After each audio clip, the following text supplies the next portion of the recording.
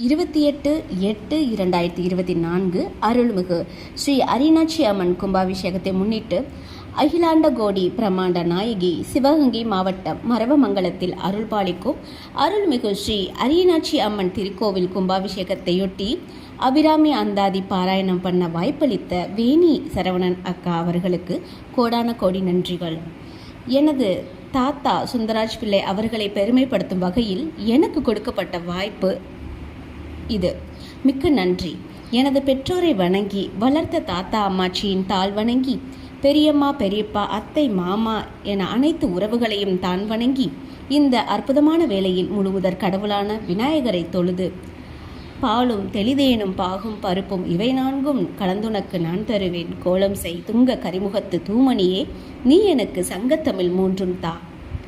உருவாய் அருவாய் உலதாய் இலதாய் மறுவாய் மலராய் மணியாய் ஒளியாய் கருவாய் உயிராய் கதியாய் விதியாய் குருவாய் வருவாய் அருள்வாய் குகன்னே.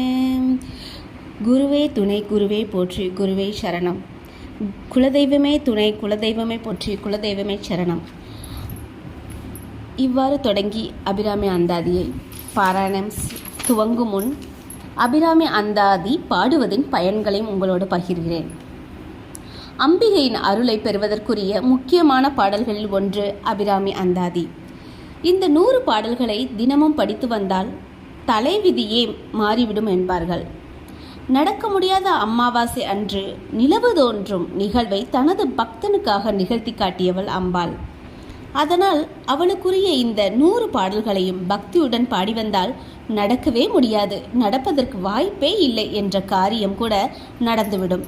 அபிராமி பட்டர் என போற்றப்படும் சுப்பிரமணிய பட்டரால் திருக்கடையூர் தலத்தில் அருள் செய்யும் அபிராமி அன்னையின் மீது பாடப்பட்ட 100 பாடல்களே அபிராமி அந்தாதி.